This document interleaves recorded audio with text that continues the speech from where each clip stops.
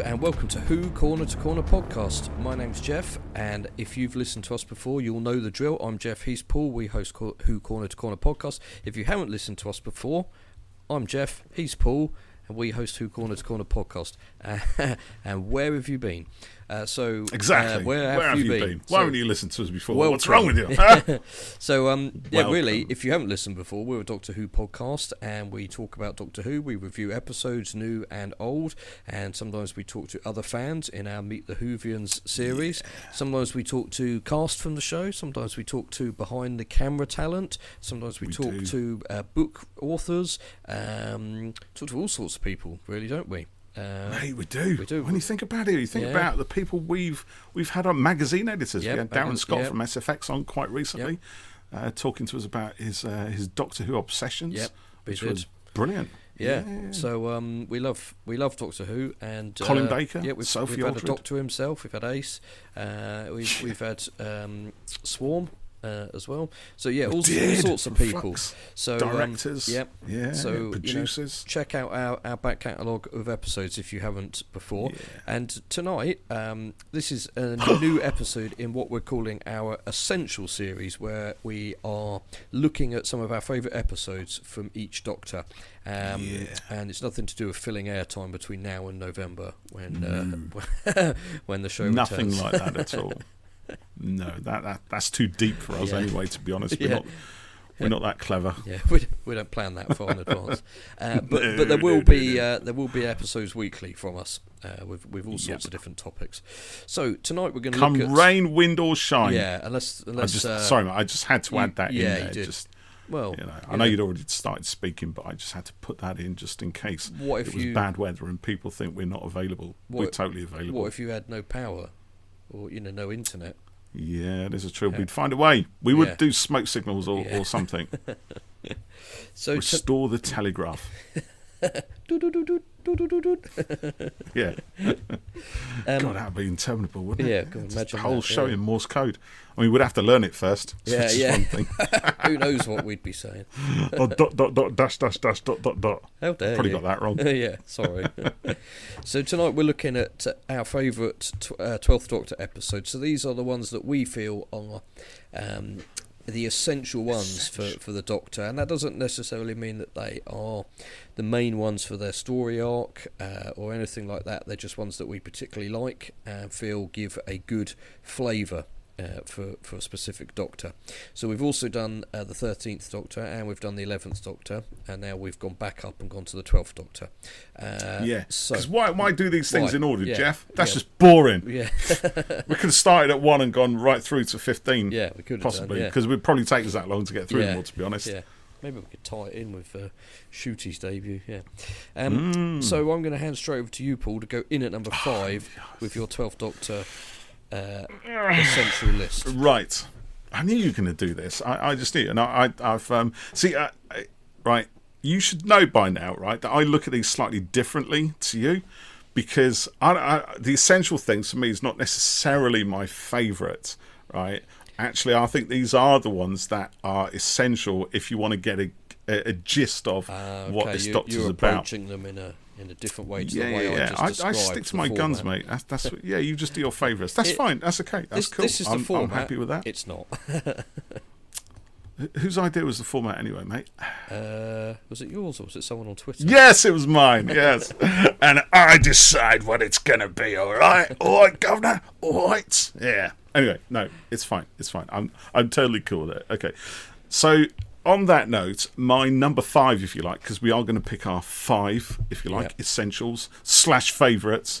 But the reason I say that is because number 5 is not my favourite at all. In fact, it's probably my least favourite of any Doctor Who story ever. Really? Oh, as you well know. Is it Sleep No More? It involves a moon. It involves a dragon, and it involves a whole lot of messing around between Clara and the Doctor in order for Clara to understand exactly what it is the Doctor does day in, day out. Not physically, not bumbling around, making plans and stuff like that, but the decisions that he is faced with, the choices that he has to make, and the countless millions whose fate depends on the outcome of those very choices. Consequences which he cannot foresee, to any real degree, and which have quite often bit the Doctor in the backside over time. And I think this is the only story where we really see that. We're invited into that as viewers. But of course, Peter Harness, the writer being Peter Harness, doesn't make it easy. What he likes to do is tell an allegorical story using what did Fraser, who we had on recently, call it? A MacGuffin, the MacGuffin of the moon. Yeah. Which I really, really, really don't like. And the other thing I really, really don't like is the cavalier attitude towards physics and everything else. But nonetheless, that's just my opinion. I'm going to stop you there for a moment. This is a weird essential. It is. No, it is. I'll tell you what, I'm getting to the point as to why it's essential. I'm setting the scene, if you like, in the way that this story does, right? Which is totally round the houses. It doesn't actually get straight to the point. It does get to the point in the end, but you have to kind of dig through all the crap to get to it. So essentially what I'm doing is giving you a load of crap, and you have to dig through it to get to the point, right? So it is Kill the Moon, if you were in any doubt as to which episode to which I was referring, right? It's Kill the Moon. And the reason I picked this is because I think it typifies a lot of the 12th Doctor's era, and in no other story as extreme as this one, I'll grant you. This story seems to be an either love or hate story. You either love it and you dig it and you get it, and it's wildly adventurous, it's allegorical, it's metaphorical, it does something which no other story has done. Yes, it does, but on the other hand, you might think it's an absolute pile of crap in some respects, which I don't quite, I don't quite come at it from that, but there is a lot that I dislike about it. But it's it is one of its kind. It's unique, and it's the kind of story which carries weight. I think it does get to where it's going in the end, and it does deliver it with a huge slap across the face. And it's quite a shocking moment when that happens physically. Clara slapping the Doctor, and she does it for a really good reason, because essentially that's kind of what this story does to the viewer, and how you take that slap depends on your kind of attitude, I guess, to what it's trying to teach us. Whether it's a kind of story about the fact that all of humanity is morally corrupt and beyond hope, really. The fact that we would all actually club together and vote to kill off a unique life form just because we're scared of it. Maybe that's true, but maybe it isn't true. I'd like to think it isn't true, but maybe it is. Who knows? The fact is that this story, years after it was first broadcast, still causes stirs in fan circles, in Doctor Who conversations. And it might begin with, well, I hate it because of the science, and, well, the science doesn't really matter, and all that. But eventually, all those conversations come down to what the story is all about, which is that state of humanity. Where are we right now? What do we really feel about each other? Do we club together, or do we actually be divided, and start hating on other people? And in the end, once we have a target where we can focus all our hate, instead of hating everybody else, actually, no, let's just hate that thing instead. Let's go out and let's actually kill it, because we can do that. And actually, by killing it, means we don't have to kill each other. That's great. That's brilliant. There's a lot of ways that you can read this story. Sorry, what? Yes? What are we talking about? Twitter or Kill the Moon? Well, there you are. Exactly. Maybe that's what it is. Maybe Kill the Moon is an allegory for Twitter. Yeah. But when you get a whole bunch of people into a melting pot like that and give them an impossible choice to make, this is it, right? They are essentially blaming, everybody on the planet is blaming the moon, or the dragon, the creature that is yet to be born within the moon, for the whole destruction of Earth. It's the dragon's fault. It's the moon's fault. So what do? We don't try to understand it. We want it gone, essentially. Just kill it, just murder it. It's allowed. It's the different, the other, something different. It is, exactly.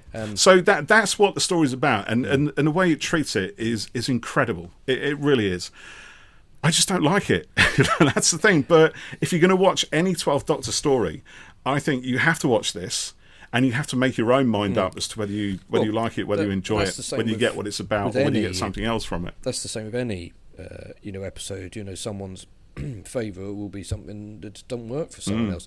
I'm really surprised that you picked that one. Actually, we've done a couple of. I explained my reasons for it. But I was going to say we've done a couple of podcast episodes that are Battle Royale, where we've picked an episode. We did Kill the Moon, didn't we? We did Kill the Moon, and we did Sleep No More, which is a 12th Doctor episode where one of us likes it and the other one doesn't. And I liked Kill the Moon until Paul battered me down on it and left me depressed and miserable and questioning. But you still like it, though, don't you? I do still like it, yeah. Yeah, you know, if I was to watch it now, I think Paul would be sitting here going, I hate that bit. I don't like that bit. Do you know what it is? I know I've said this on a thing, but it's really the science fiction elements that I don't like. I think, you know, it strikes me as you know, somebody's idea of what science fiction is. You know, the moon, gravity, and, you know, giant eggs, and, you know, fantasy and all that kind of thing. But, you know, it's the worst of science fiction, and it's also the best of science fiction, because the best science fiction can do the other side of the story. You know, it can do that kind of you know, that sort of deep dive into the human condition. You know, telling a story about something that happens in the future to kind of tell us about something about where we are right now at this very moment. Yeah. And it does it really powerfully. And of course, the other thing it does, as I said, is it gives us that insight into the Doctor's head and what the Doctor has to do literally day in, day out. You know, we're having a lot of fun with these adventures, but at the end of it, the Doctor has to make some very deep moral choices, and those choices have consequences. And for the first time, Clara sees it, and for the first time, we see it, and you know, through that lens. So that is brilliant. You know, I love all that. But why you've got to dick around with, you know, sort of gravity and physics and the moon and everything else, you know, as Fraser said, it's a MacGuffin. But it could have been something completely invented.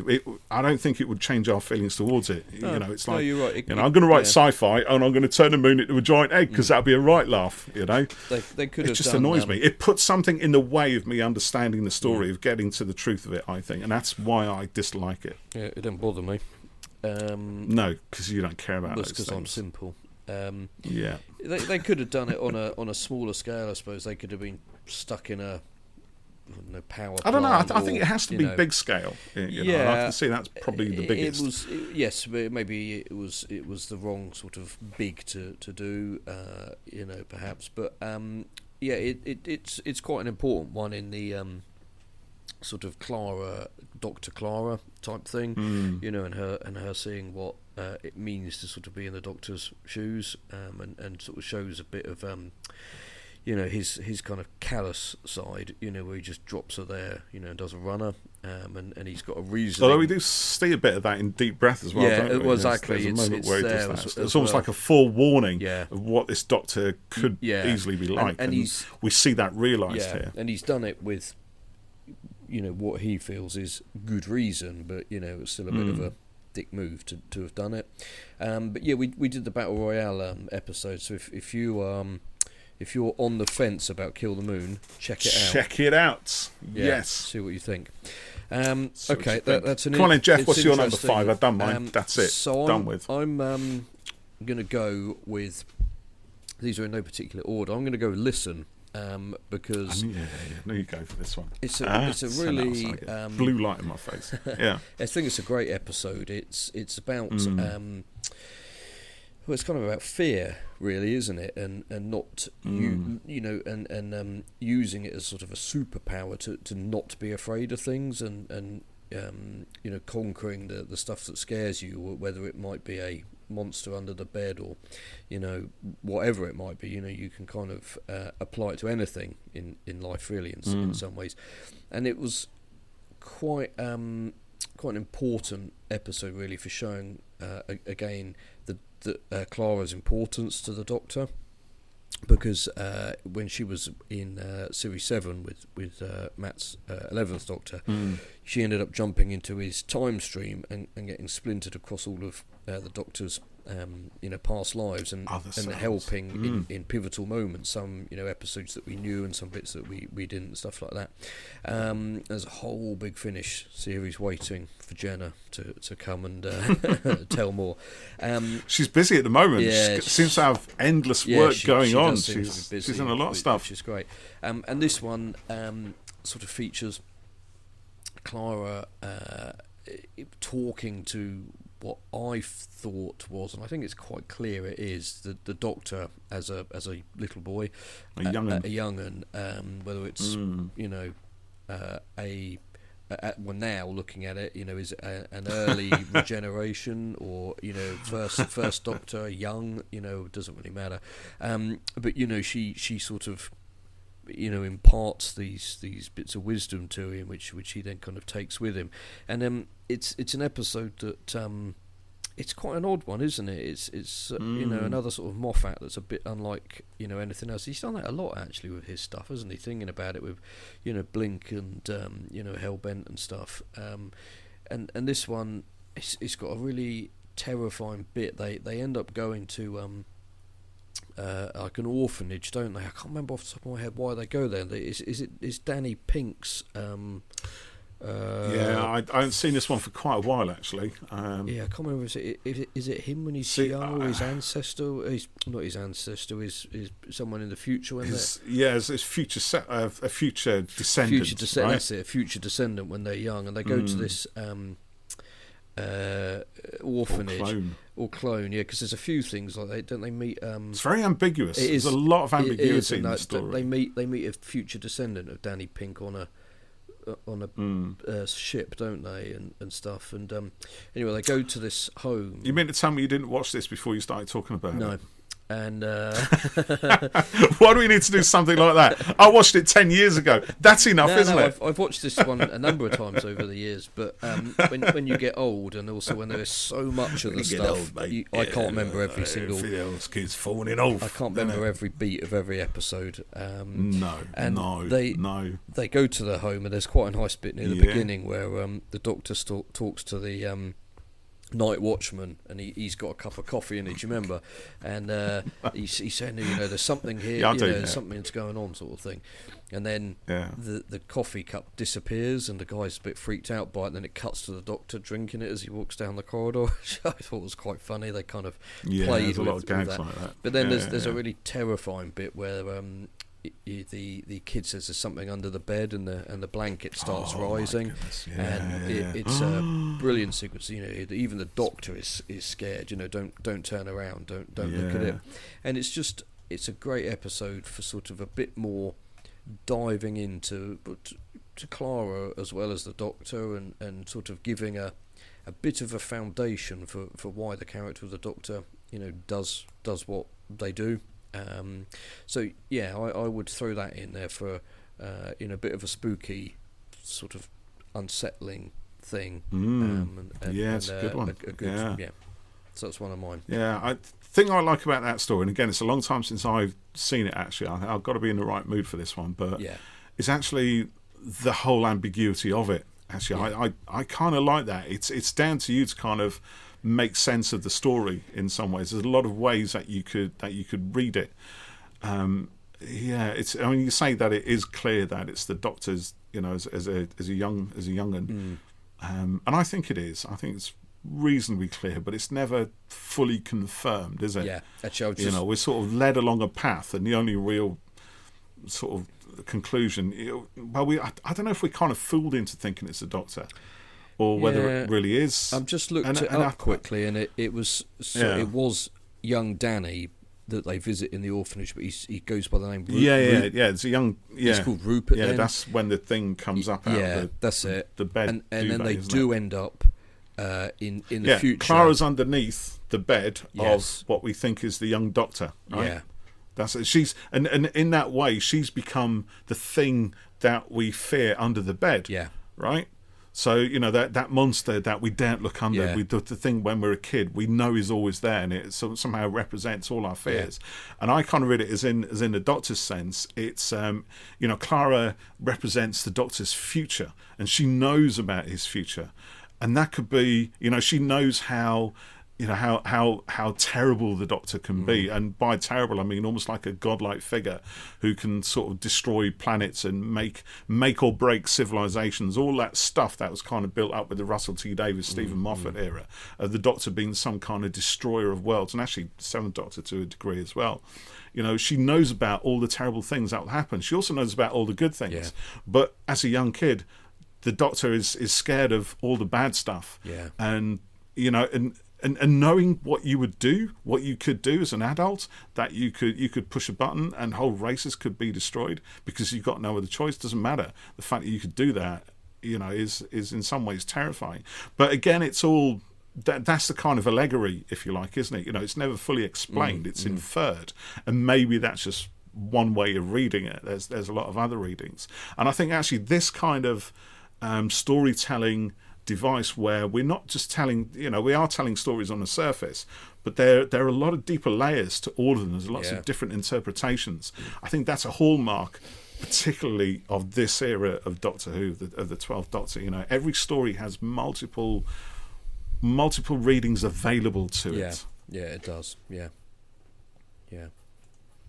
Which I like. I think it makes it kind of brave and bold. But I think there's also times when they maybe go too far along that route, like with Sleep No More, which we talked about. It's a lot more adult this series. It is. I think it kind of loses something by doing that. To be honest, because I always think that for better or worse, Doctor Who has always been at its best when it's aimed itself at the younger portion of the audience. When you think about all the kids in their sort of mid-20s now, they were really young when they jumped on board with Russell T Davies.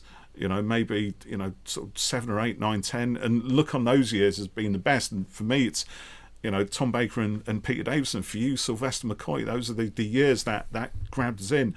And I don't think at that age I'd have been quite so enamoured with, with a lot of the 12 Doctor stories. I remember my wife's half brother. He was really into Doctor Who, and then when Capaldi took over, he said, "Oh, he's too old. I don't want to watch it." Which is sad. I mean, that's the wrong reason, really. Yeah, I mean, he was 10, at the time, and but he'd grown up with Tennant and everything.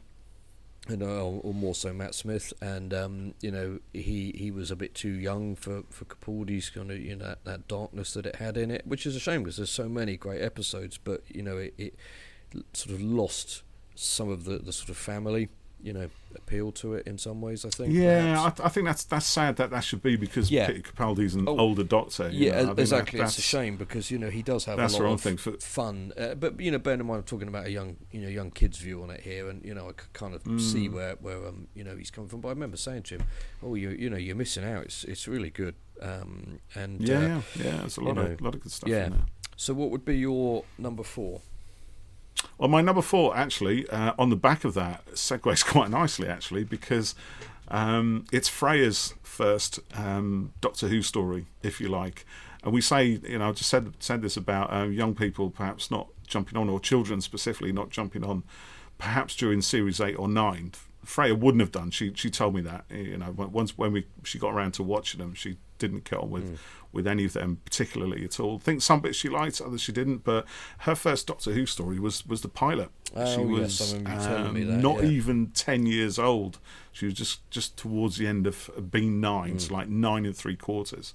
And she said to me one day, "Can I watch Doctor Who with you?" And I said, "Yeah, okay, why not?"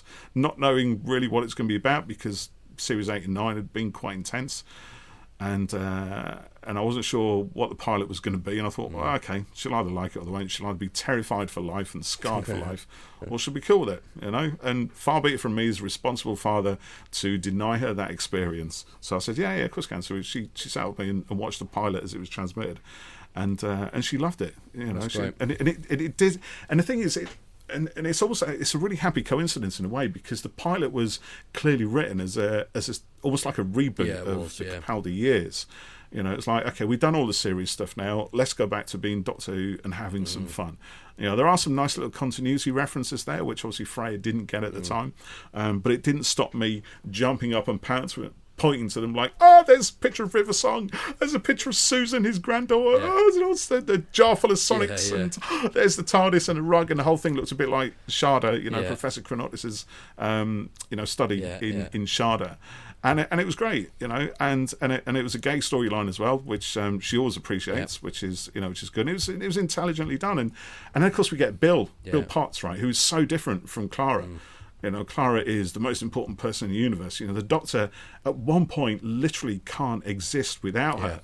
The only way he can carry on existing without Clara is to have his memory erased, because then her presence isn't weighing on his mind. thing about Clara, he's dependent on her right from deep breath. Yeah. As soon as he gets to the end of deep breath, he doesn't want to. He can't go without her. Hence the reason. Oh, I don't know the reason, but. The 11th Doctor's already called ahead, perhaps understanding that this is going to be a difficult regeneration for Clara to get to grips with. So taking all that away, it's like, we've done that now. We've done the Clara storyline, and it's ended and it finished on a big explosive high and all the rest of it. So let's have Bill Potts, who is just manic. She talks at 1 billion miles an hour. She compares the TARDIS to a kitchen, right? And totally upends a lot of our expectations. And she's so brilliantly endearing because of all her stuff and all the stuff that's going on in her head, which she can't help but vocalise. She doesn't seem to internalise anything. It all comes out of her mouth at 1 million miles an hour. The fact that she's in love with this girl who just gives her chips. She gives the other girl chips. She's serving the chips this girl actually fancies, and she fatted her. She just gave her too many chips, and she kept eating the chips and giving her too many chips, which is, which is crazy. And it's so. I think it's the introduction of Bill Potts, who is honestly, I think, one of my all-time favourite companions. That they're all brilliant, but she just arrived like an absolute breath of fresh air, and she seems to give the Doctor a bit of an extra spring in his step as well. The Doctor's carrying around the weight of Missy, we don't know it's her, do we? Not in his secret tomb with Nardole. It's just, and it's great. I mean, I love the pilot. It's not the biggest, most epic storyline. No, but they don't all have to be. They can't all be. No, absolutely.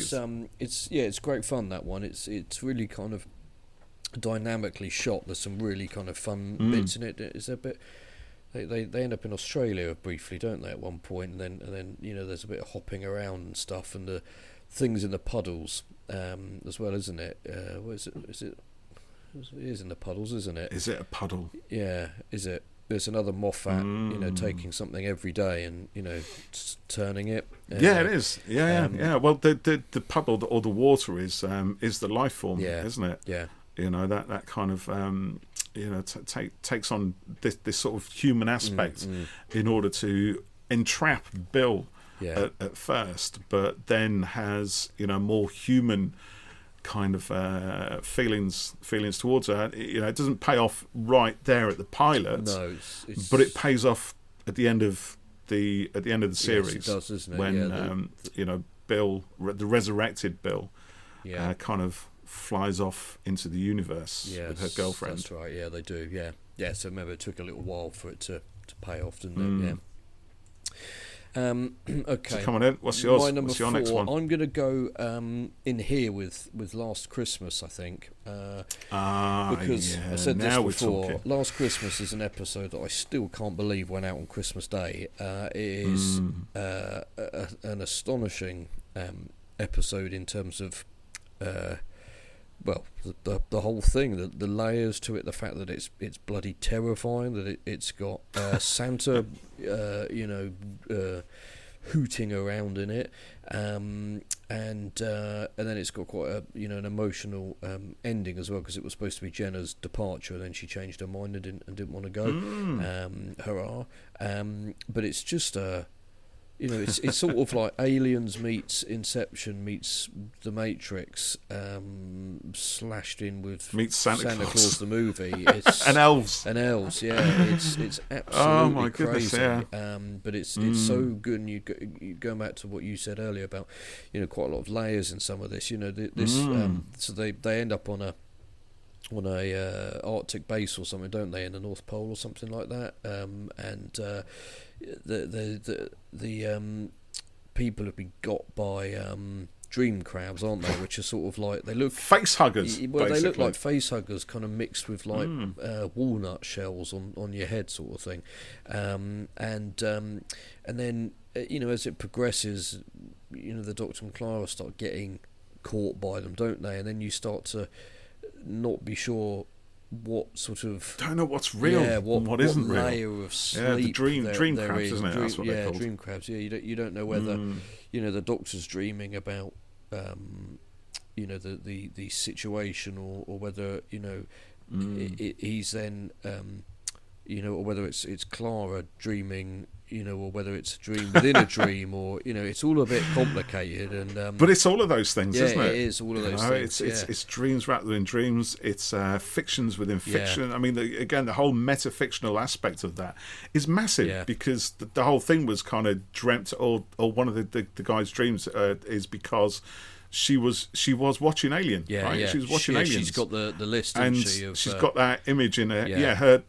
It's her DVDs, that's right? They've literally gone through all the components of her Christmas film list, because she was on her own or something.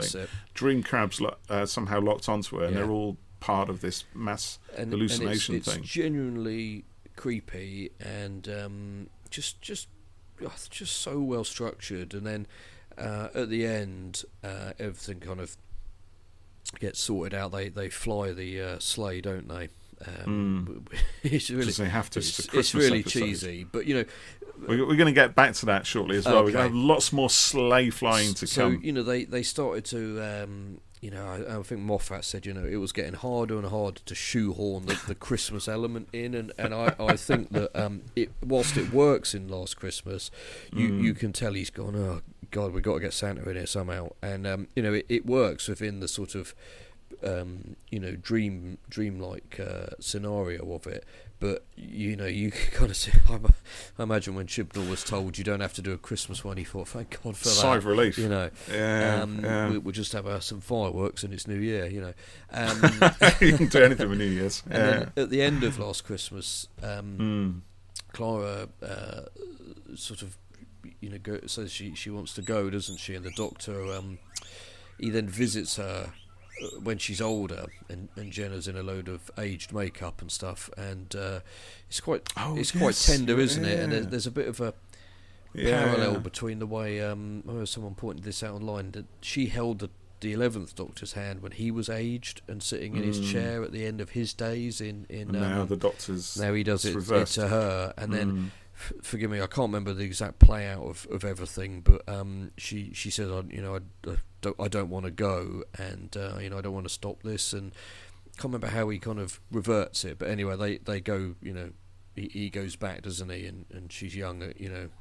and they carry on, and I wonder whether that was a kind of last minute reshoot, because apparently Jenna was like, they'd shot it and she was, that was it, farewell kind of thing. Can't remember whether she was supposed to, she was coming back. I don't know whether she was supposed to die or live out happy having seen the Doctor again, or what, and then she was like, actually I don't want to go. So there's a sort of ending and then a tacked on new ending, where she comes back. Fine by me. I was happy to have another series of Clara, but it would have been awful just to leave Clara locked in a nightmare of her own, sort of a dream crab nightmare. Yeah. So I think that's what it was in the end. I think the end of it, the Doctor realises that it's still not real. They think they've come out of the dream. They think they've come out of the dream again, and now Clara's really old, and it's like, really sorry that this happened to you. And everything. And then it's just something I can't quite remember what it was, but then the Doctor realises that it's actually they're still in the dream, because she sees, and there's only one way out. She's in the house, isn't she? And Danny Pink's there again, and I think, is that where she sort of realises this isn't quite right, because he was dead by that point. Spoiler, sorry. No, is it she's old, so they've already done the Danny Pink thing. Yeah, but no, there's a bit where she's in the apartment. There's like fairy lights everywhere. It's really nicely lit. Yeah. And then she comes out of that. Oh, and she's okay, old. Yeah. God, I should watch it. Isn't again. That what it does? Listeners, you'll have to tell us. I can't remember the exact ins and outs. Oh, we're experts at this, aren't we? We know our who. Talking about a story we haven't seen for about 10 years. But I remember it was, I had a little tear there at the end, because it's quite moving. They're both really important to each other, and shut up. So that's my number emotions. 4. That's a good one, actually. Yeah. Actually, do you know, I was going to watch that last Christmas. Yeah. But a bit multi-layered meta as well. I didn't. I do like it. It's one of those where I think the first time I watched it, I wasn't massively impressed. It's again another one of those stories where the artifice of it rises to the surface. And I think actually at the time, now I remember, I think it was also the time when Sherlock was being a little bit up itself as well, right, and playing around with the fictional and the metafictions. Aren't we so clever? Me, Mark Gatiss, writing all this stuff, and I was really, really cheesed off with it. I'd had enough of it. Just like, do you know what? Just give me a flipping story. That I can just give me an adventure that I can get into. I like all this stuff as much as anyone else, but at the end of the day, my brain's tired. Right, I've had far too much to eat and drink. Just give me something, right? It's light and frothy. And I think I watched it again, not at Christmas, when my brain was a little bit more active. And I thought, ooh, this really is clever. Actually, there's a lot of stuff going on here, and it was okay. And I watched it a third time, and then I just thought it's great. And then I thought Nick Frost is brilliant, which he always is anyway. As Father Christmas. And I think it was the third time I noticed there's a nice little interplay between the Doctor and Father Christmas, almost like outdoing each other on their importance to modern day culture. The fact Santa Claus has been a kind of cultural icon for longer than the Doctor's been a cultural icon. Almost both of them recognising the fact that they are fictional constructs. So that's that's breaking the surface completely. That's coming right out of the water of the fiction. And breathing the cold air of actual reality, which is very dangerous, I think, for a TV show to do. But it pulls off here because it's not there unless you suddenly see it. It's you've got to be paying attention to see that. So it's pretty good. And also, I mean, Robin of Sherwood kind of does that a little bit as well. Maybe a little bit more tentatively. I was going to put that on my list, but didn't in the end. But we might even do a Robot of Sherwood, rather. I think you suggested it, didn't you? Maybe I did actually. Yeah, too convinced, but I like it. It's good fun. Now I think about it, I think we could. We could maybe do that one. I'd be up for that. Yeah, you up for that? Okay. Yeah. Well, you heard it here first, listeners. At some point in the near future, we'll be doing a Robot of Sherwood review thing, retrospective, in-depth analysis. No, we won't do in-depth analysis. We could do an episode commentary. And waffle about it for a bit. It's got balls and arrows. Yeah, it's great, isn't it? I love it. It's brilliant. Brilliant. Okay, what number are we on now? That was my 4. Is that your number 4? Yeah. So number 3 for me. Yeah. I had to really, really think hard about this one actually. And actually, I'm still. It's always the number 3 that gets me. I'm going to go for. Can I lump these two in together? Actually, because they're written by the same guy, right? Flatline and Mummy on the Orient Express. I got it. Can I do that? Yeah, you can do that. Yeah, because I'm going to bend the rules later as well. So. Are you? Yeah. Good for you. I'm totally going to bend the rules, and we're probably going to agree on some of these anyway. So, but there you go. See, you should go first with this, not me. Then I'm like, bugger, Anyways, right. So, they're both written by Jamie Matten, aren't they? And Mummy on the Orient Express. I mean, I remember when I first watched this one, I thought, oh wow, this is really something. This is brilliant. It's like everything that Doctor Who is good at. Scary monster. Confined scenery, right? It's all on a train. Yeah. What am I talking about? Like a claustrophobic setting. It's almost like a base under siege, but one where the monster's actually in the base, and it's kind of picking people off one by one. And it's got a brilliant conceit at the heart of it. This whole 60-second countdown. In fact, we see it on screen as well, which is even better, right? And I love the fact that the program is taking those sort of chances, those little innovations which we'd never seen before. Again, breaking the fiction, showing us the 60-second countdown, and it's inevitable, right? There's this inevitability which the Mummy kind of the Forsaken. That's it. The Forsoothing, the Forsaken comes at people and just whips them out. And I actually and I know it's a massive favourite with fans, right over. And in some ways, it comes right off the back of Kill the Moon, and almost acts as a kind of extended epilogue to that story as well. Yes, because at the end of it's in this story that Clara kind of really figures out exactly what the Doctor did. And she's locked away in a back carriage somewhere, and she has a chat with someone else that she's locked in with.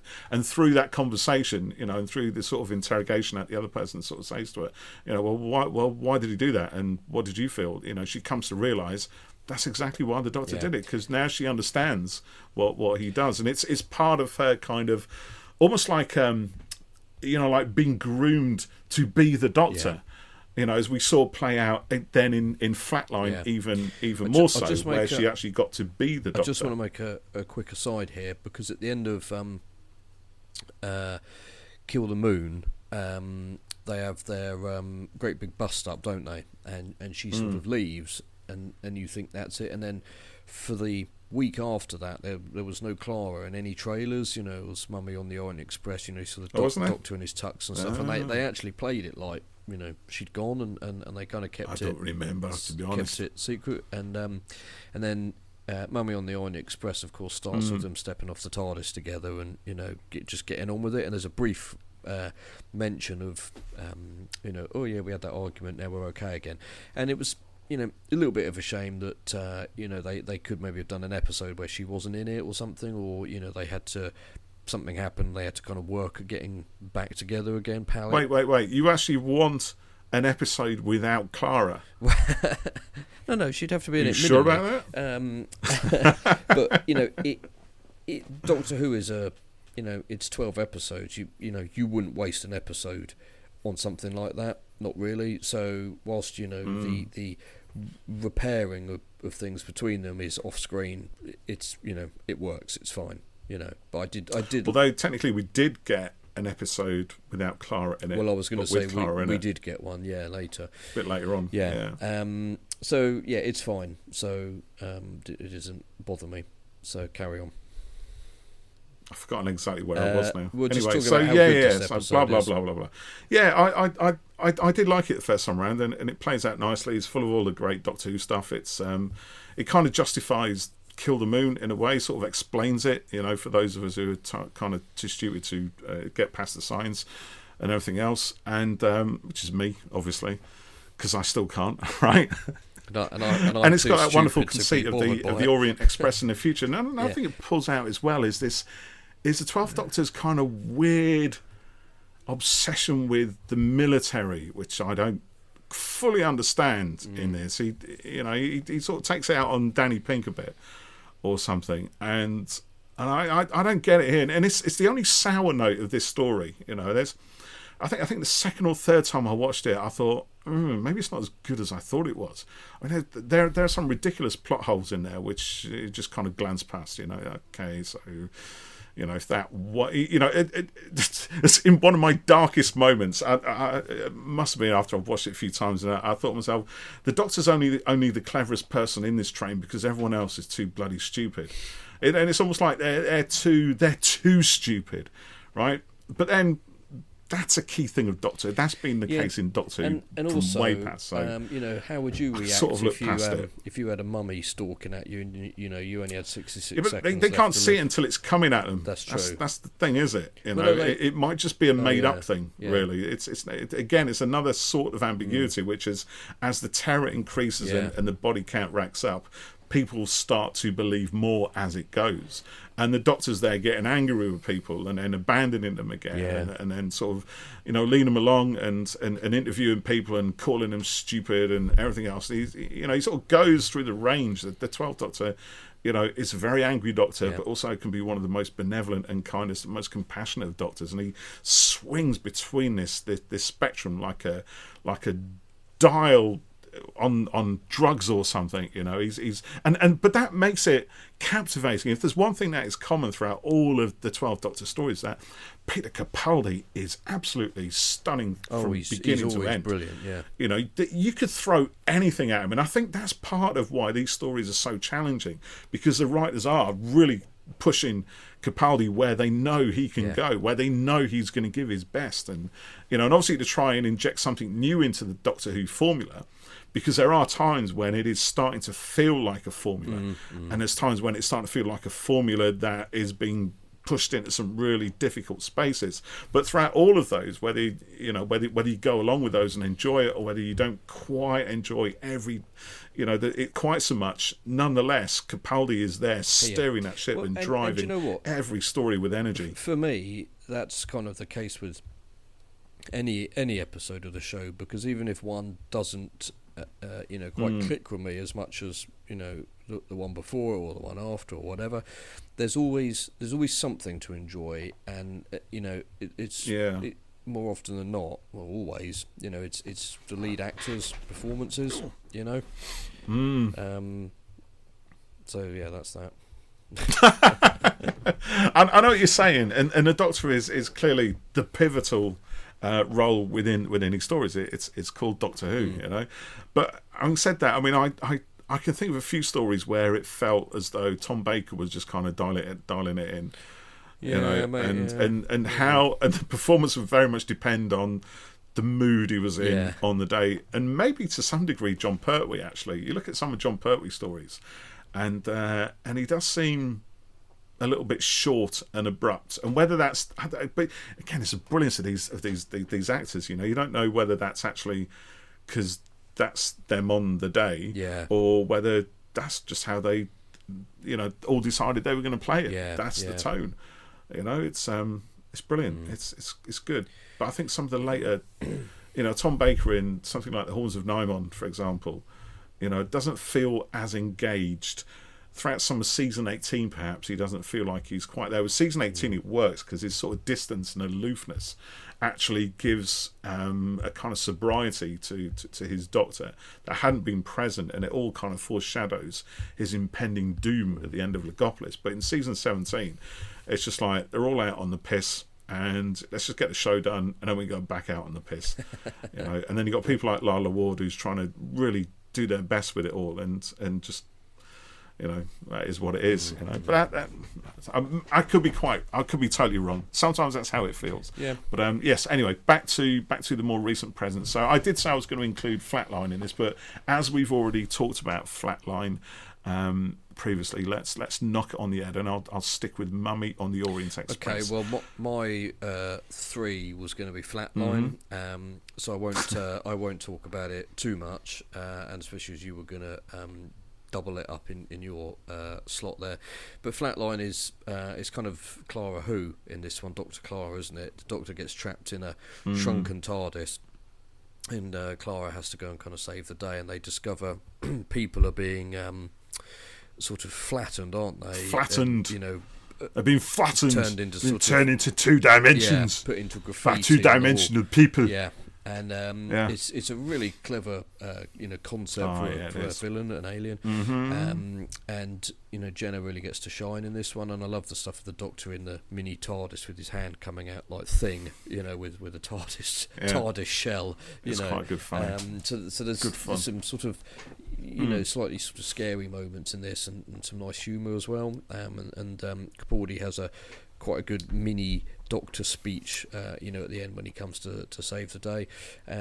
We did an episode on this, didn't we? When we look back at it, we did. Yes. So go back and find it. Go back. Brilliant. Yeah, we won't go on about it much more here, but it's great. I am a big fan of this episode. The concept of the villains in it is something I really liked, and like I said, Shrunk TARDIS and Clara getting to take charge, and she's confident but cocky, and there's a sort of slight arrogance, and she sort of egotism. Feels like egoism, ego, something. Narcissism. She feels that she's invulnerable, which is sort of what becomes her downfall in a way, for good reasons, but it was the death of her in the end, sort of. So are you on to 2 now? I'm on number 2. Yeah, okay. I know exactly what my number 2 is going to be. Go on then. Although again, I did waver. So my number 2 is going to be another double bill. Actually, yeah, it's going to be the Zygon invasion, Zygon inversion, which I love. Oh, that's good. I think now this is Peter Harness, Kill the Moonwriter, on fire. Yeah. This is right up his back alley. This is the kind of stuff where he's really strong at, because it's a very contemporary setting, and it's a very contemporary theme. And in a way, it's another kind of allegorical story.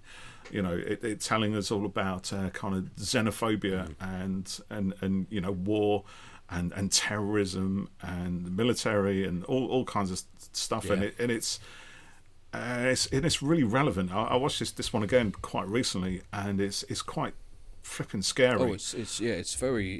Given what's going on in the world now, you just kind of think, do you know what? If we actually really could have that situation at the end of the Zygon inversion played out now between the superpowers, then we could all probably sleep easier in our beds at night.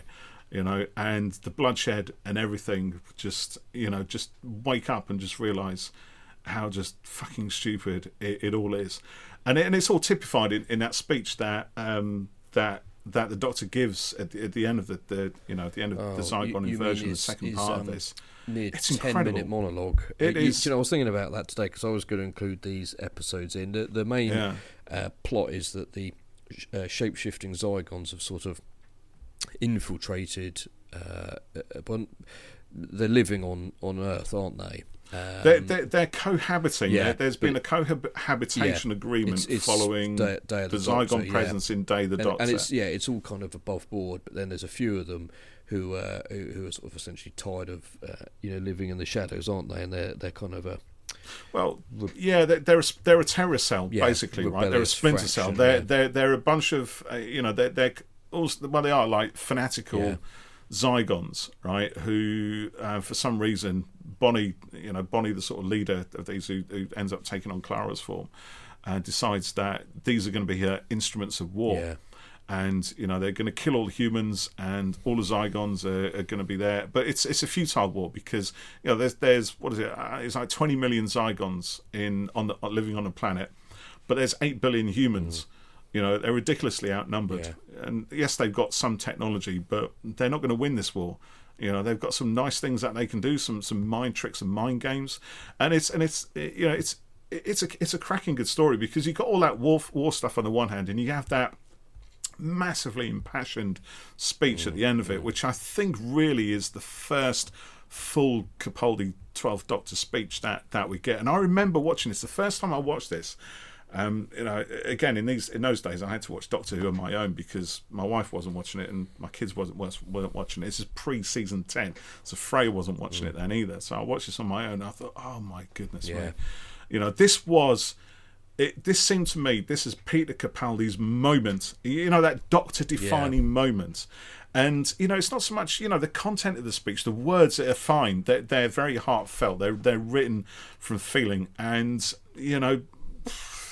it's a bit of a pipe dream, perhaps. Could you really do that? But the way Capaldi delivers it, the fury in his anger, the sheer exasperation at having to deal with two militaristic blockheads who eventually have to realise that after all the fighting and all the bloodshed and everything else, the only thing they're going to have to do to resolve everything and figure out the way forward is talk. Yeah. So why not do that now, before all the bloodshed and everything else, and actually avoid all that stuff? Yeah. Why have to go through that and have people screaming and have people, have their homes blown apart and their families destroyed and their livelihood and their culture and everything that defines family and people and civilization? Why go through all that when you're going to have to sit down and talk it out anyway? And then what happens to, and he puts it to Bonnie, once you've got your perfect world, what do you do with people like you? The upcoming generation of zealots, of fanatics, of people, the warmongers. You know what I mean? The children, as he describes them, who want to throw their tantrums. And what do you do with those people? It's right. So much stuff could be avoided by talking, but there's got to be a bit of willy waving and blowing some shit up, and maybe that's what they should do. Just get it out in a room and just wave it around, and then go for a pint afterwards. I mean, who hasn't done that? Frankly, play a bit of swords. Yeah. But you know what? I mean, the other aspects of this I really like. Okay, so back to the whole thing about it being a contemporary sort of thriller. Do you remember the cliffhanger from part 1, which ended up being? Yeah. I'm getting to that. Wait. Put me up a stride now because I'm in the zone, right? So what you've also got in here is you've got a whole kind of treatment of of identity, which is perfect for Zygons, right? Because that's what the Zygons are all about. They kind of, do they have their own identity, or do they only define themselves by copying the humans who they've got locked up in their pods, or whose form they take on? It's quite an interesting thing, because you got this Osgood and Osgood at the start of it, right? You never know which one. And the Doctor, there's only one Osgood left, because the other Osgood died at the end of series 8 in the play that Missy sounds, right? Missy killed that, if I remember. But we don't know which Osgood that was, whether it was the human Osgood or whether it was the Zygon Osgood. So everyone's asking the Osgood who survives, well, which one are you, the human or Zygon? And their answer is always the same. It's always, I'm Osgood. And it's to say, it doesn't matter. It doesn't matter if I'm Zygon or if I'm human. I'm me, right? It doesn't matter, and you extend that into the wider world. It doesn't matter what sex I am biologically. It doesn't matter really. You don't define me by the colour of my skin, or how I look, or the colour of my eyes, or the tone of my voice, or what God I believe in, or what culture I come from. Any of that stuff, it doesn't matter a jot. When it starts to matter to people, that's when we start getting division and factions and terrorism and hatred and wars and everything else that kind of follows that. But, Osgood is just Osgood. And it doesn't matter whether she's human or whether she's Zygon or whether she's some sort of weird, some sort of combination of both of those things. And at the very end of it, and the Doctor still asks her the question, so which one are you? And she's good, oh, that's right. And Bonnie's kind of taken on Osgood's form as well and switched the whole personality because she's now part of Osgood, right? She's Osgood as much as Osgood is Osgood. And we don't know if we got two Zygons or one human and one Zygon still. It's still there. And Osgood says she will answer the question at some point when the world is ready for it, which I kind of take to mean when we're at a point in our kind of awakening, if you like, that we realise, all of us realise, that these things really don't matter, or they've stopped mattering so much, or stopped mattering at all. When we're ready for that moment, when you just ask someone, well, who are you? And I'm me. That's it. It doesn't matter about anything you see or what you think I am or where you think I came from. And then, aside from that as well, you've also got this entire demonization of a race that can't really defend itself. So you got Zygons, like I said, they got some technology and some sort of zappy powers and stuff like that, but they're a minority. It's only 20 million of them. It sounds like a big number, but against 8 billion people, it's not that many at all. No. It's probably 20 million or so. Well, maybe not quite. What's the population of London? It's about 10 million, 60 million, 12 million, something like that. Maybe. So, that's all there is. It's just less than or about one city's worth of Zygons. And this whole thing about the fact that Kate Stewart, as soon as she realises that there's a faction of them that are going out causing terror around the world, it's like, well, let's kill all of them. You know what I mean? So, and that's where she comes out, right? This is just blow them all up, and that's like, no, you don't do that. And he's trying to convince her that this is just one minority within a minority. It's just a few fanatics, who want something more, and who've got some anger within them and the means to start blowing stuff up and start messing with people's lives and things like that. They somehow find the means to do that. They're the ones who've got to be stopped, not the entire race of people, because as the Doctor points out, there's there's good and bad in everybody, in humans, or in Zygons or aliens or whatever, right? And again, on an allegorical sense, the Zygon invasion/inversion plays this out magnificently, intelligently, and with a real adult sensibility. There you go. That's it. Fantastic. Plus, 2-part. We've also got Clara fighting back in her dream world, again, which is the same set, I think, that we were talking about with Last Christmas. Yeah, she's talking. I think it looked like it. In the TV, isn't she? She's using it. Yeah, she's kind of got this. The TV has Bonnie's point of view, and she's pointing a big bazooka at the Doctor's plane for pouncing around in. Because that's the cliffhanger, isn't it? She fires the missile launcher at the plane, and then that sadly happened in real life at the same time. And then I remember people online were like, "Oh, I can't believe Doctor Who would copy that incident." You do know that they don't film it the day before it goes out, don't you? So it was just I don't think I was extremely online much in those days. Yeah, actually, it was, probably just that was why about it. Robot of Sherwood had its end changed, if you remember that as well, because originally the robot sheriff was beheaded in it, and right. Sadly something had happened similar in the news at the time. Oh, so there was an emergency re-edit before it went out. Yes. I don't remember whether it went out with it and then it happened, or the incident happened. I can't remember that. Yeah, it does ring a bell. Yeah, now you certainly mention it. now you can't get it in its original form. Anyway, it was changed, so it was quite interesting. Yeah, one of the Target novels coming out later this year is Zygon Invasion, isn't it? I think it is. Yeah, Peter Harness has done it. Written so it. Hopefully, I think it was supposed to be out last year, wasn't it? Originally, it was. It was delayed. And delayed. Hopefully, they'll do Inversion. Maybe next year. So complete the. Is it not? Is it not both of them combined? I thought it was. I don't think so. No, unless they're calling what it. would be the point of that? What's the point of that? That's what I thought. Stick them both in. Yeah. They're only 45 minutes long anyway. Yeah, unless they're calling. Instead of having an extended novel, just shove both episodes in, for crying out loud. Look it up quickly. They're trying to get more money out of us, Geoff. Well, unless he wants to expand it. Unless it is they're just calling Make it a bumper edition, double the price. Unless they're just calling it Zygon Invasion. Yeah, because you wouldn't call it Doctor Who and the Zygon Invasion and Doctor Who and the Zygon Invasion, would you? You just pick one of those titles, because I mean it's a complete story. You can't just have one and not the other. Yeah, maybe it'd be ridiculous. That would. Must be both, mate. Yeah. It must be. We'll find out soon anyway, because I'm first in the queue for reading it, that's for sure. Yeah, it doesn't say.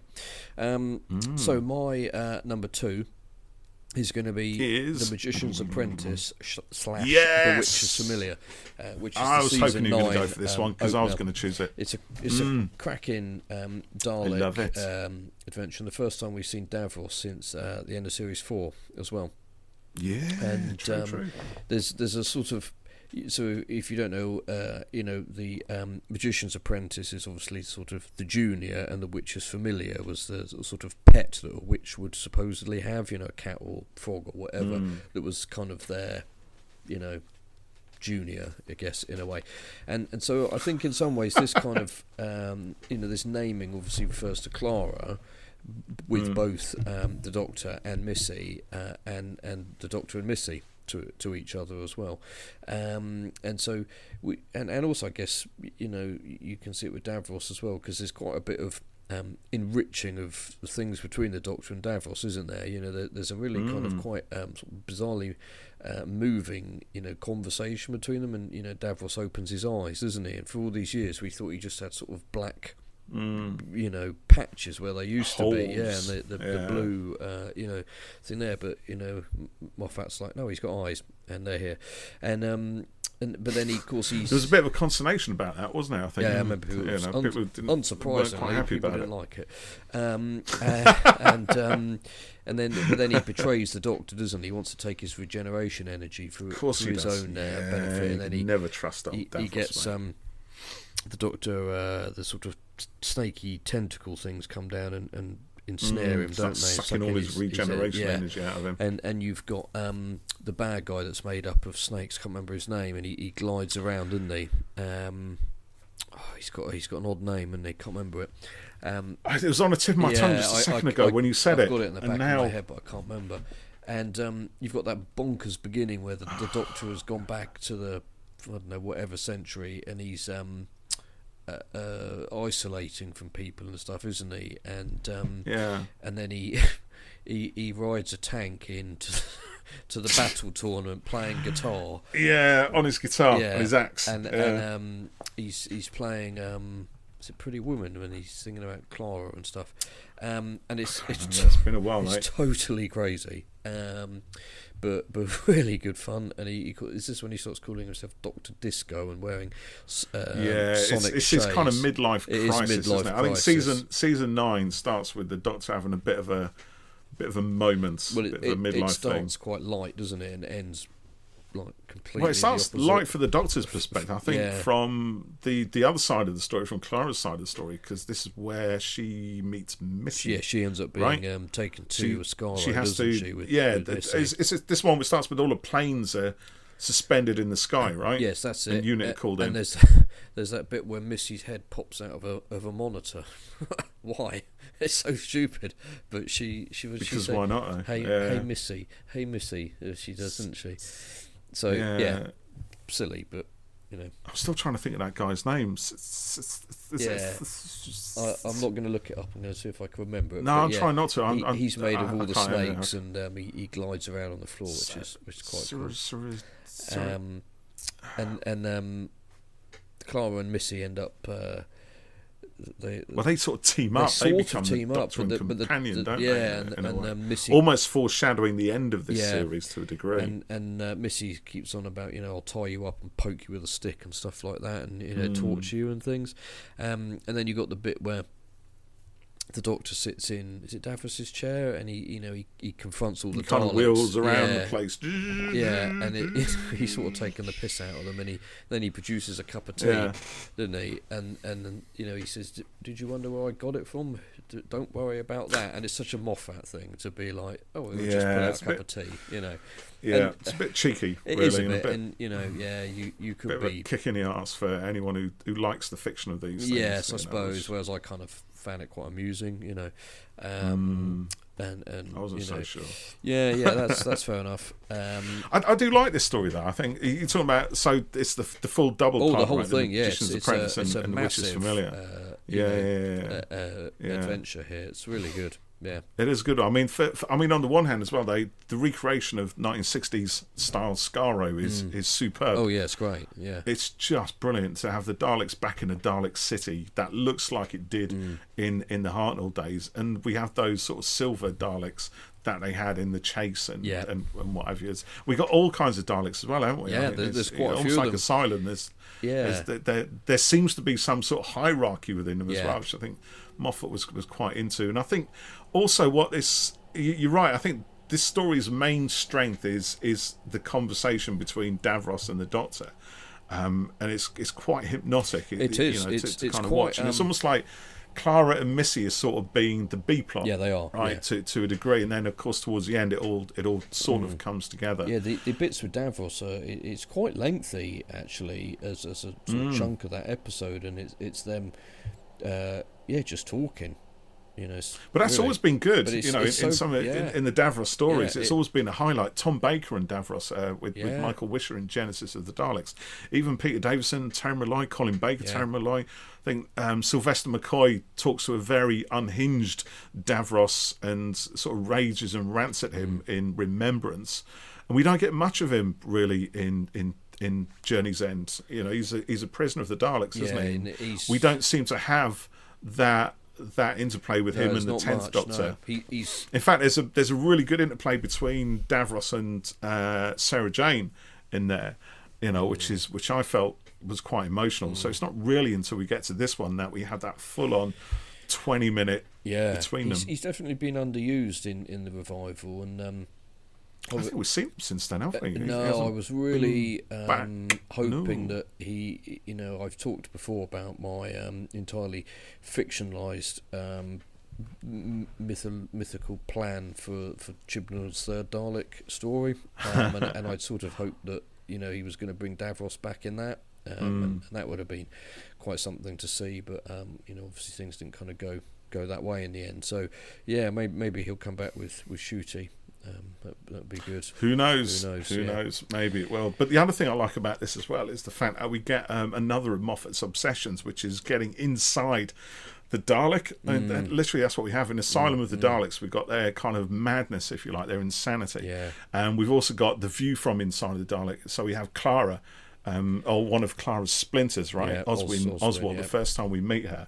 And that sort of, almost in a way, goes back to, actually, or is echoed in the Zygon inversion. So when Clara herself is trapped inside her own, she's in the pod, and she's got this kind of fantasy world around her, which is her own apartment, and she's able to interact with the outside world through the TV, right? By trying to get her fingers to kind of move so yeah. so that Bonnie will text the Doctor. Yeah. And obviously when she's a Dalek in Asylum of the Daleks, she's in a sort of kitchen thing with a monitor to the outside world, and she's making eggs and souffles and all that sort of stuff. So it's almost like, there's a strength of character within Clara that, on one hand, you think, well, she retreats into a fantasy, but the fantasy world that she's in helps her cope with the horror of what's actually happening. Yeah. And the horror in Asylum is that she's the Dalek.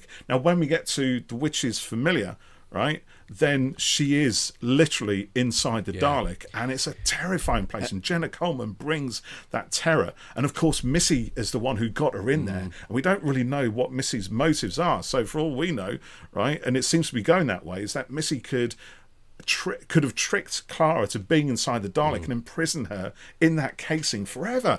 And that's terrifying. And from Clara's perspective, we hear her saying, all these things about, it's me, it's Clara, get me out. It doesn't come out like that, does it? And it doesn't come out like that. Like, the Dalek doesn't have enough vocabulary to do that, so it goes to the exterminate or the you will obey or whatever. Those kind of things. I liked that. And that has a double-edged kind of tragedy about the nature of the Dalek. And it's one thing I really, really like about Stephen Moffat's Dalek stories, the fact they're not just flying and whizzing around, just shooting the crap out of everything.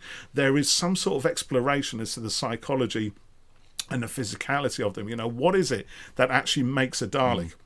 We're sort of shown into the Dalek. Again, the guys get miniaturized and literally thrown into a Dalek and exploring it in a physical space. But, again, we get that combination of the physical and the mental space when Clara's trapped in at the end of the Witch's Familiar. And I love all that stuff. And, it's disappointing, really, when we just go back and see them shooting the crap out of things. That's why I say to you, at the end of, was it Revolution of the Daleks, I just don't like the idea of all these Daleks just flying around and getting shooting to the TARDIS. That's like the most boring part of being a Dalek. But for me, for 8-year-old me, I would have just wanted them whizzing around shooting things. So the fact we can have both of those things really is very, very cool. And this is one story where I think we really get into the Daleks. It's I'm going to shut up now. Really good. I really enjoy this one. There's a lot to it, I think, actually. So what would be your number one? I still don't know. I'm torn. I'm really, really torn. And I'm going to massively cheat because each one of these is a 3-parter. Okay. And I don't know. I can't choose, right? So you tell me, right? I love the Monk trilogy, and for most of today, it was going to be the Monk trilogy. So that would be Extremis, The Pyramid at the End of the World, and Lie of the Land, which I just absolutely love. But then before that, when we first suggested the idea of doing an Essential 12th Doctor, it was always going to be Face the Raven, Heaven Sent, and Hell Bent. That's what mine would be. And actually, I'm thinking also though it's got to be the season 10 finale, right? So it's got to be The World Enough and Time and The Doctor Falls. And I'm going to lump Twice Upon a Time in there as well. Well, you can get away with that. It encapsulates everything. On. So, do you know what? I'll leave it to the viewers. My number one could be any one of those. And it is definitely one of those three for reasons. I'm going to put it out at Face the Raven, Heaven Sent and Hell Bent. I'm not going to talk about them. Let's do that one. Well, there's 3 there. It's a lot to talk about, but it's this sort of trilogy starts off with a normal adventure, don't they? The Doctor and Clara meet up with Rigsy again, the lad from Flatline, and he's moved on a bit in life and got a better place, and they discover what's called a trap street, which was a fake street that would have been put on an old map, by a cartographer whenever 1850 or whatever, to sort of essentially copyright their map, and trick someone, so they knew they'd put a fake street in if someone else had, they knew it was their map. But this is a real street that is kind of a refuge for aliens that are come to Earth and stuff, isn't it? And it's looked after by a Shilda, or me, as she, the girl who lived, died, and the woman who lived. So it's that girl from Game of Thrones. As far I really liked the Viking one. I didn't really like the other one, although I have only watched it once a long time ago. I should perhaps revisit it. I just remember thinking the lion guy was a bit silly. I didn't really like him for some reason. It's alright. Didn't and find it massively offensive. Yeah, I mean, it was fine. It was, it was good fun. But I wasn't big on the Ishilda character. But anyway, we find they're in this kind of trap street and stuff, and Clara. I can't remember how it all goes down, but basically she Riggsy, it's a neck thing, isn't it? That Colony Surf. That's it. Yeah, the snake guy. Yeah. What a random name. Just come in like Colony Surf. That's his name because a colony of snakes. Sorry, mate. I just had to explode it out there before I forgot it again. Yeah, well done. Yeah, they. How does it go in Faces of Raven? God, I've watched this one so many times, but not for a while now. And Riggsy ends up with a neck counter thing, doesn't he? Is that right? And when it reaches, 0, he's going to die. Is that right? And then Clara tries to take it, to put it on herself, and she sort of feels, she's like, oh yeah, the doctor will sort it out. The doctor fixes everything.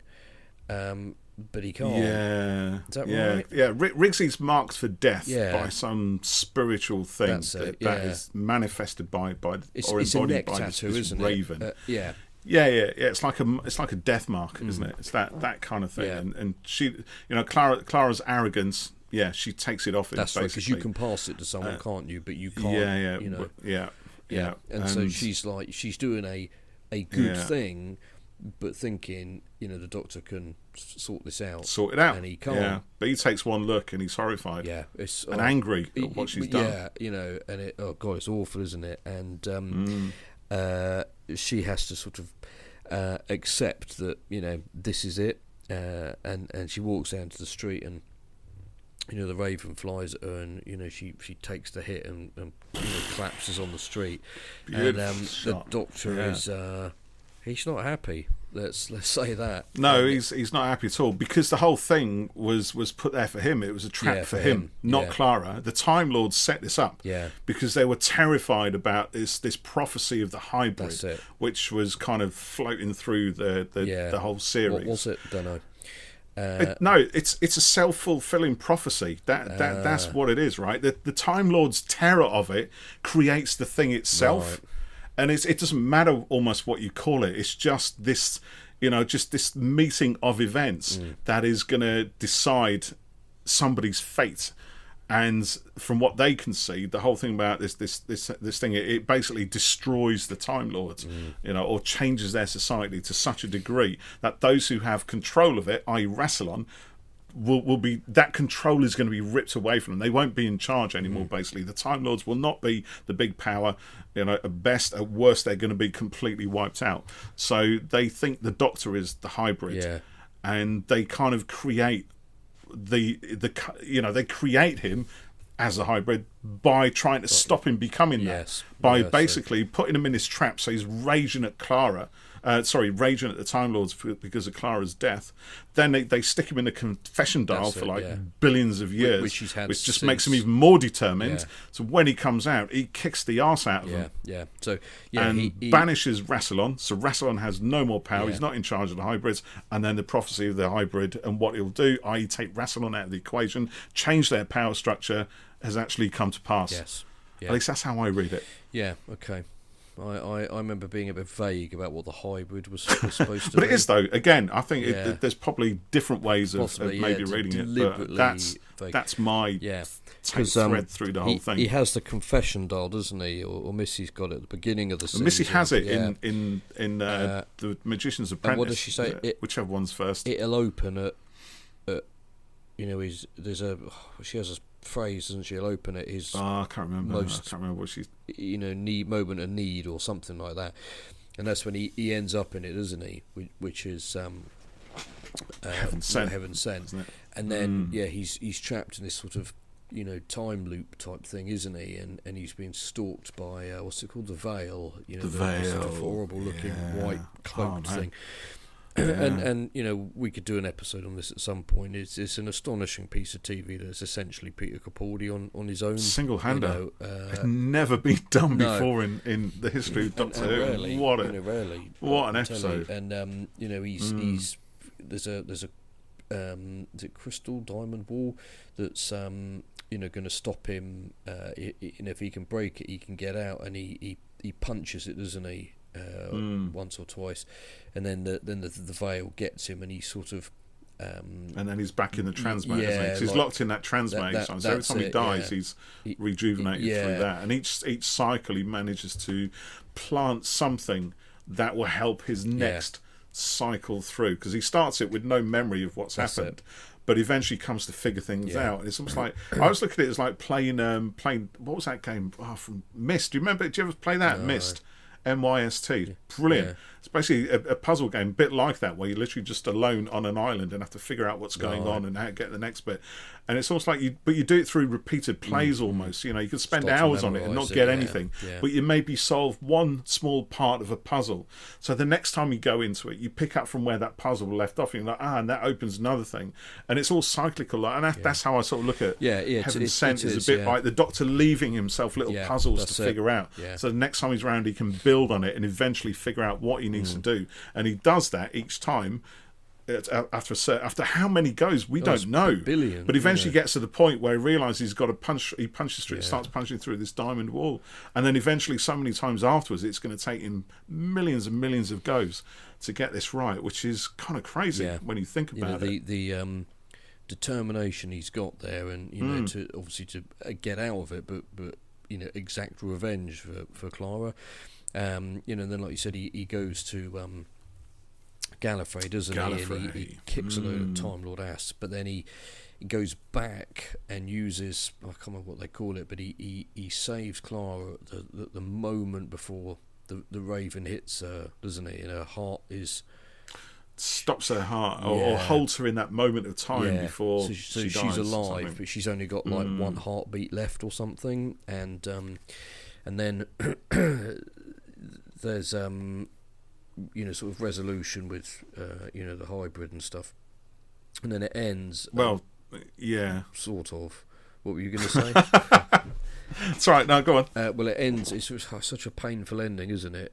Where they've got the I don't know. Again, I can't remember what they call it, but it will wipe. One of them's going to lose their memory. They're going to lose memories. And he wants to wipe hers, so she forgets about him and can go off and kind of live. And she says, "Don't you dare! Yeah, don't you dare do a Donna Noble on me." That's which is it's not going to happen. Yeah. And then did they both touch it or something? I can't really remember how it Yeah, works. both end up grabbing it at the same time. And it goes, and you don't know quite what's happened until he gets up and he doesn't remember. Oh God, Capaldi plays it so well, because in the moment when he realises in Face the Raven that she's got to die, he's absolutely heartbroken in that. His performance there is just amazing, and then again here when he doesn't remember her, and there's not even a kind of hint. The only sort of vague memory he has of her is in it was in that first episode of Class when he goes to Coal Hill, and there's a list of students or something, people who are no longer with us, and it's got C. Oswald. And he's looking at it, and he looks at the name, and he has a sort of there's something, some vague memory, right? And then of course at the end of Twice Upon a Time, there's a bit more kind of closure to it. But I remember things was really kind of it hurt when he couldn't remember her, and then. And he's picking at his guitar, isn't he? He's playing her theme tune. He goes to the diner. Yeah, he goes to the diner. I can't. He's summoned there somehow, isn't he? And he I can't quite remember how. But yeah, it's a bit self-referential. Another one you watched quite recently. Yeah, and in preparation for this very show, Geoff. Well, we only decided to do this a couple of days ago. I don't have time to watch this many do you know, I thought myself, I've got 2 weeks to watch all the episodes I want to watch, and just life and work and stuff just gets in the way. It's just ridiculous. This volume of episodes, I can't get it done in short space of time. But yeah, he's playing the Clara melody, isn't he? Which is one of the most beautiful melodies. I hate it. I know you don't like it. And it makes me cringe every time I blooming hear it. You don't think that she remembers him, but then it becomes clear that she remembers everything in the diner. Oh, she does. She's in control. Yeah. And then he leaves, and then you discover that diner is a TARDIS, and then an old-fashioned white TARDIS with round things on the walls, and she flies off with a Shilda, me, which I never quite got, but it kind of opened up, for more Clara adventures down the line. I mean, the following series we get Bill flying off with the girl with star in her eyes, the pilot. Yeah. So I mean, Moffat doesn't like people to die. He does not like. Oh no, he does like them to die. He just likes them to die multiple times and then have a happy ending where they live forever. That's it. As super beings of some elevated fashion. In some way, I mean, he killed Rory enough times, didn't he? Yes. And then got him to live forever as a Auton Centurion. Yeah, for a couple of thousand years. Yeah. Messed up reason, I don't know. Oh my god. So I just like talk about playing fast and loose, but it's fun. Sorry, mate, go on. I just would like to read a few tweets that we had. Go for it. People when they asked their favourite episodes. So John Isles, who's at Celsi, which is Isles backwards, very good, John, _John, very good. Just simply says heaven sent. Oliver Wake, who's Wake _Oliver, he says, hold on, it's this bit, oxygen. So just I did think about oxygen as well. Actually, was a cracking episode. Do like zombies in space. Yes, very good. Matty J. Dennis says, obviously Heaven Sent and World Enough and Time / Doctor Falls, Stone Cold classics. I have a big soft spot for Under the Lake Before the Flood. It's definitely the best standalone story for the 12th Doctor, of which there are many. Yeah, that was a good one. That the Fisher King was the baddie in that. That was a cracking design on that thing. It was a good design, but we didn't. Yeah, I don't know. I was unsure of that one. It was never in my list, but I know it's got a lot of very passionate fans. Yeah, I liked that one. So. Book It. It's a radio show I hosted for 7 years. Is that their Twitter handle? No, that's their username. It's so long it's finished on the screen. Still as bad as mine. At Book It _Zine FM. Possibly the one with the Celestial Oriental Express, or the one where he takes control of the Time Lords. Mummy in the Oriental Express. His reaction to Clara's death was also very good. Jason, whose Doctor Who novels, says Mummies, first 20 minutes of Kill the Moon, most of Series 10. The moment in Series 11 where Capaldi addresses the audience about the bootstrap paradox. And plays his own theme that is song. good. Epic. Which one's that? It's not Series 11. That is good. That's Under the Lake, Before the Flood, again, isn't it? Yeah, another sort of that's brilliant. That's moment really good. Yeah. I think that's the best part of that whole two-parter. Yeah, I don't think that was pretty cool. And then again, Capaldi at his best, absolute best, doing stuff like that. Robot of Death says, I don't really have an episode, more that I just love moments where Capaldi is let loose, moments in Zygon, Inversion, Oxygen, Listen, Thin Ice, Heaven Sent. He's capable of lifting a story ever higher. Fantastic Doctor. It's true, actually. Good point. So that was, excuse me a moment, that was on your tweet that you did. That was on my tweet, I remember it, because I read it earlier today. You know those answers very well, and I was thinking, I'm sure there was more than that. I haven't got Twitter open in front of me. No, I got some weird's going on with Twitter at the moment. I've got this little dog instead of a little bird. No, really? So it's been hacked or something, so I'm not going onto it. So Matthew, who's at Disciple of Brad, I'm just ignoring the dog. He says, Mummy on the Orient Express is the quintessential Doctor Who episode. I'll never tire of watching it. Now, I know Matthew from our Twitter exchanges, so I asked him if this had nothing to do with Clara's dress, and he put a gif of Clara going, so I'm going to assume that it had nothing to do with Clara's dress. And then someone else commented, Clara had a lot of serves. That was Defrosted Robot. Yes. What? Clara had a lot of serves. A lot of serves. I guess, it's cool. Asked Freya, she knew what sleigh meant, so, she might know. Someone called Diabolical, Evil Schemes Done Better, who's at Diabolical Pod, says, as nobody's mentioned it yet, his speech on the Zygon inversion. So I mentioned it, which we did now. Martin Morls Sosa says time heist mummy. This one's fully sold me on Capaldi. Under the lake, before the flood, heaven sent, Doctor Falls. We got quite a few. I'm not going to read all of them because we haven't got time, I'm afraid, everyone. But Robert Thomas says, love the 12th Doctor's era, big fan of, it says Into the Sail, but I assume that's supposed to be Into the Dalek. Robots of Sherwood, Mummy on the Orient, Magician's Apprentice, Witch's Familiar, Knock Knock, Empress of Mars are just a few of the greats. Willow Turner at Willow T29237014. Catchy. Under the Lake, Before the Flood, Mummy, World Enough. There's lots of Zygons here. Ashley Maxwell, Flatline, Heaven Sent. Josh, Uncut Laddie, Sleep No More, Good Lad. Deep Breath, Face the Raven. Magician's Apprentice. Someone mentioned Time Heist as well. Yeah, there's another one here. Heather Crossley, who's the first flack, says Time Heist is always a fun one to watch. I did think about that one, but I honestly haven't seen it for such a long time. I didn't think I could really sort of talk about it confidently enough. Yeah, it is a good one. I do remember enjoying it for sure. Time Lad Danny, who's Danny7154, says, how many seconds in eternity? Who I am is where I stand, where I stand is where I fall.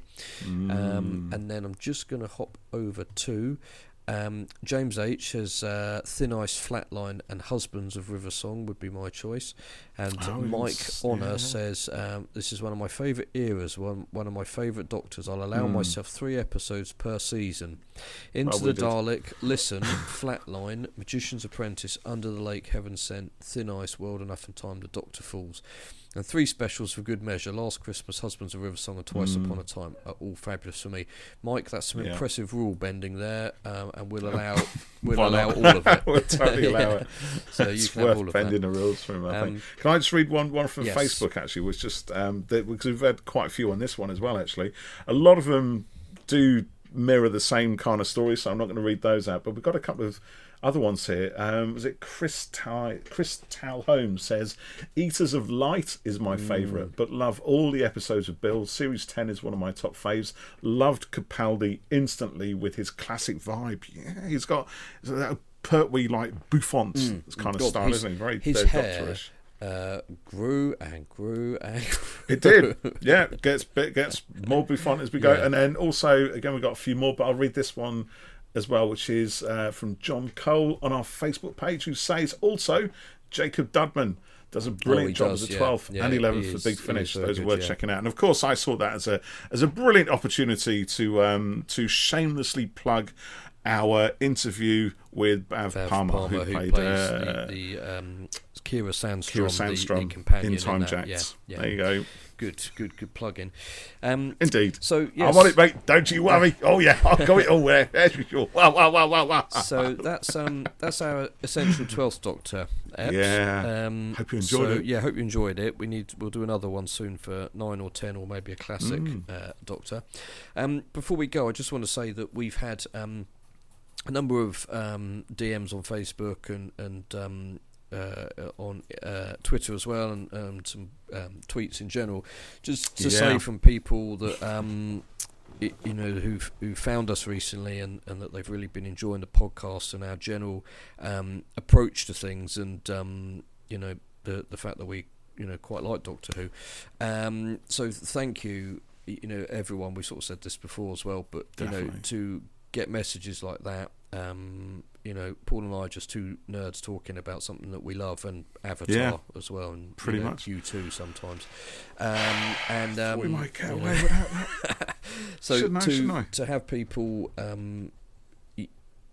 send us stuff like that. It quite often we text each other, don't we, with screenshots. Have you seen this? And then we're like, oh wow, it's just. It probably sounds a bit cheesy, but it's just amazing, isn't it? That it is. We're talking about the fact anybody listens to me and you rambling about Doctor Who is always amazing. But the fact that people vibe with with our general approach to things, which we like to think tries to maintain a sort of cheery optimism and hopefully a bit of positivity as well. We're not really we do critique. Yeah, things, we do, don't we, but there's a big difference between just doing that We like. I like to think we're polite about it. Yeah. You know. I mean, obviously, I trashed Kill the Moon, but it's still one of my essential 12th Doctor stories. Which I can't quite get my head around. But you know, I'm a complex kind of guy. Yes, friend. you are.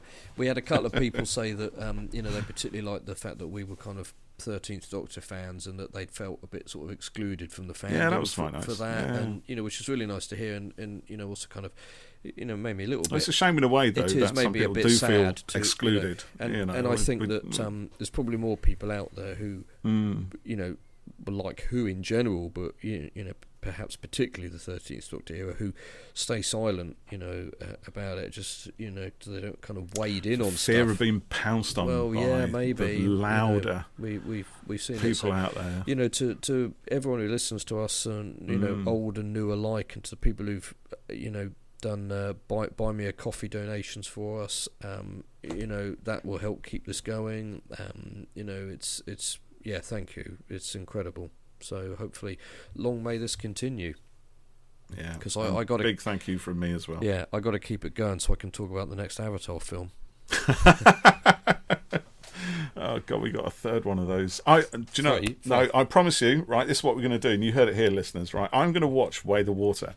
Right, and we will do a podcast on it. And once we've done that podcast, we do not talk about it in the Doctor Who podcast ever again. That's the deal. Do you accept? Me? Yeah, sounds like a good deal to me. Yeah, yeah, all right, I'll watch it. We'll do a podcast special on it. We'll stick it out there. If you don't like it, then I'm allowed to keep talking about it. Mate, I'll just come out with whatever my opinion is. Yeah. I might enjoy it. I might not like it. You never know. Alita, which I think is right up your alley. I'll do that one as well at some point. Disgust me. Honestly. Right, on that note, whilst Geoff and I take this offline and have it out have it with each other. Come on then, let's see how you get on then, yeah?